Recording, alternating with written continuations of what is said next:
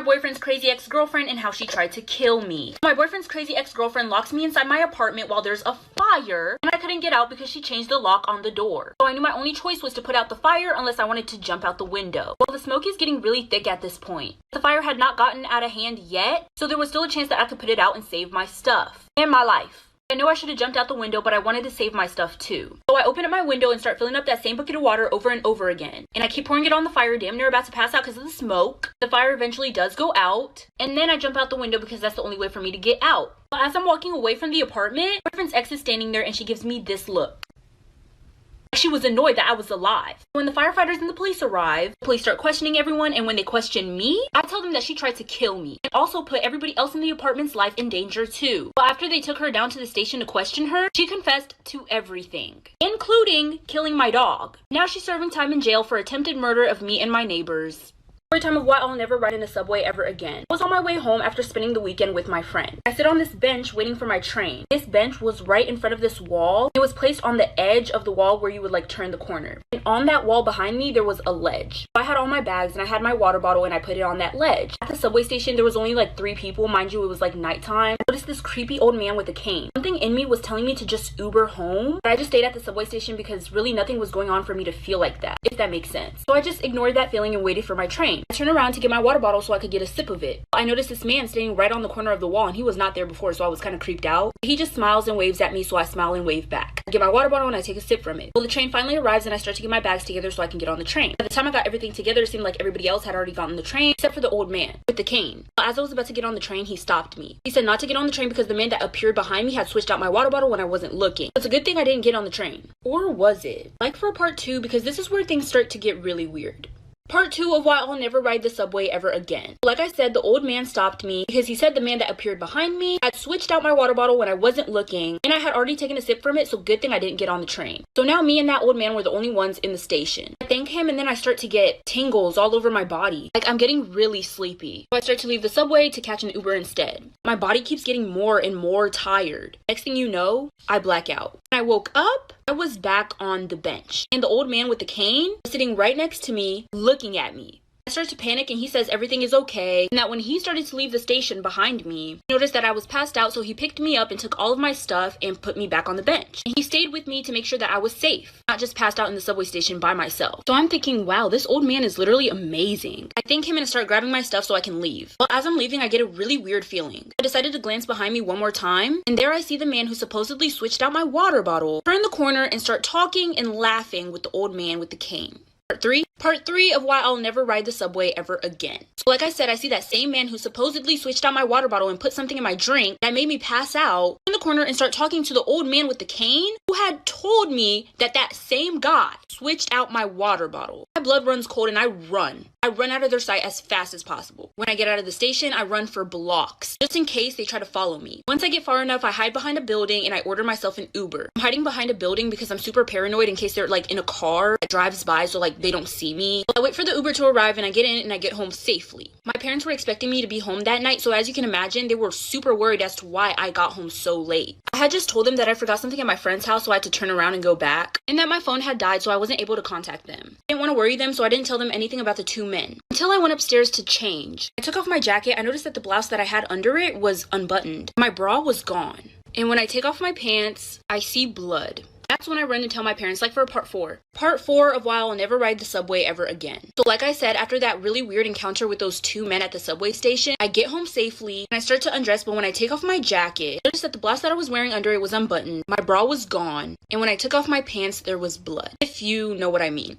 That's when I start crying and I run to tell my parents exactly what happened. I told them that I didn't tell them before because I didn't want to scare them. They were really understanding, and the next day we went to the hospital. Well, once I got checked, they said they found wooden splinters inside of me. I must have not even felt that because of all the adrenaline that I had running through my body. And then I start to think, but why would there be wood? And then I remember that that old man's cane was wooden. After we left the hospital, my parents and I filed a police report. They opened an investigation and asked me to describe what the men looked like. They said they would check out the cameras at the subway station. But when they got there, they were told that that subway station didn't have cameras. And so they decided to take DNA samples from my clothing that I wore that night. And a match actually came back. Like for part 5.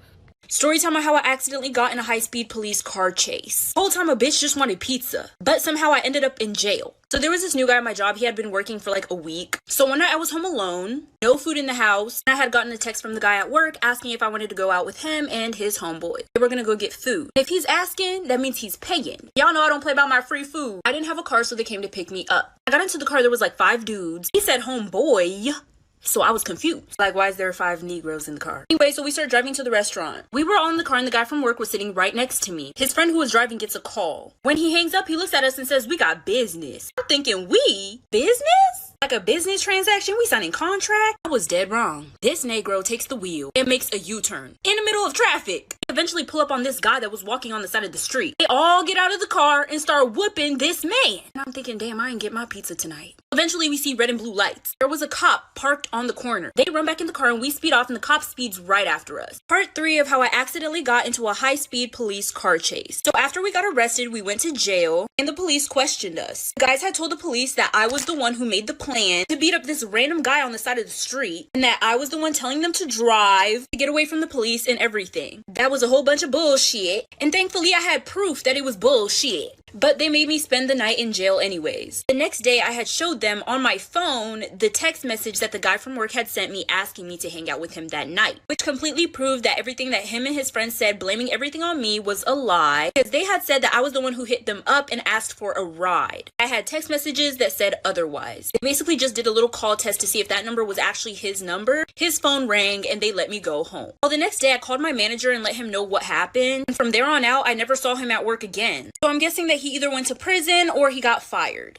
Story time on how I found out my best friend's boyfriend was abusing her. But not only was he abusing her, he had lured her into a cult and was using her for sacrifice. So me and my best friend were living together at the time. She was sitting on the couch taking surveys to make money online. She had made $3K in one day by doing these surveys. Link in my bio if you want to make bank. So she told me about this guy that she had been seeing. I was really happy for her because she had recently just gone through a bad breakup. The longer they were together, she started to get really sick really fast. She was a super healthy girl. Like, she worked out, she ate right. So the fact that she rapidly started getting sick as soon as she got a new boyfriend kind of worried me. So I tried to talk to her about it, but she got really mad at me. I was trying to tell her to go to the hospital to at least get checked out, but she kept refusing, and as we were arguing, she damn near passed out because how weak and sick she was. I didn't see her for a couple days after that. I thought that she had left the house after we argued. Well, after those few days, I started to notice a really bad smell coming from her room. So I go to check it out. When I open the door, I see her body just laying there. Laying there covered in satanic symbols, the circle with the star in the middle, and there was blood coming out of her mouth. I ran out of time, so look for part 2.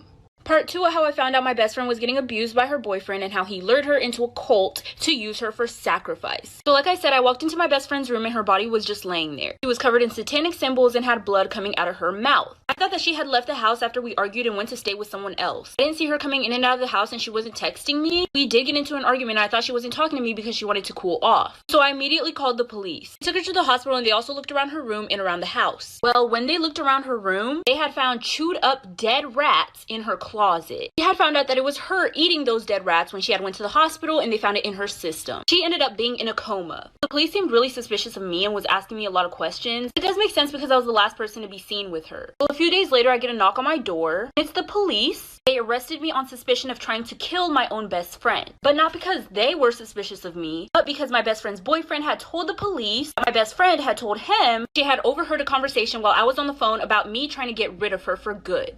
Part 3 of how I found out my best friend was getting abused by her boyfriend and he had lured her into a cult to use her for sacrifice. The police had showed up at my house and had arrested me for suspicion of trying to murder my own best friend. Because my best friend's boyfriend had told them that I had a plan to get rid of her for good. So police took me into custody. Apparently my best friend's boyfriend had evidence against me, which was a note that she had written saying that I had a plan to get rid of her, which she had given to her boyfriend who didn't know what to do with it until now. She had signed that note. They had checked the signature, handwriting, and the way that the letter was written with her parents just to make sure that it was really her. And her parents said, yes, this is 100% her. Mind you, I was completely innocent. Whatever she wrote in this letter was not true. My best friend is not the type to make up lies like that, especially about people who are really close to her. That's when I knew that her boyfriend definitely did something. Well, a miracle happened, child. A miracle happened. My best friend woke up from her coma. She said she was done being brainwashed by her boyfriend and she was ready to tell the police everything about the truth.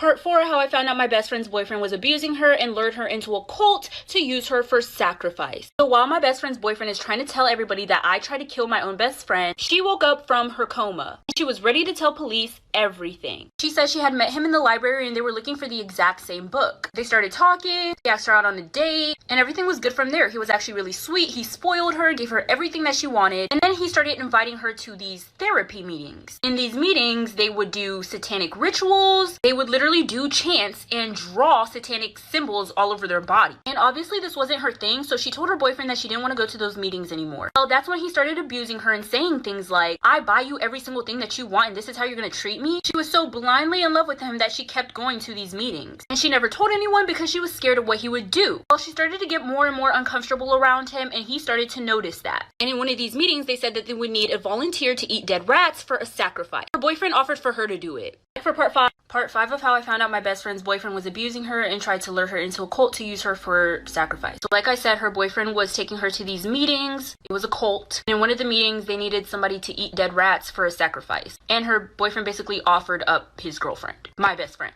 What the sacrifice was for, I have no idea. Anyway, so yeah, she's eating the dead rats and shit. And basically eating all these dead rats was supposed to like kill her. And he basically told her if he didn't eat the dead rats, then he would get his guys from the meeting to do something to her. Well, eventually the day of the sacrifice came. So one day he forced her to write the note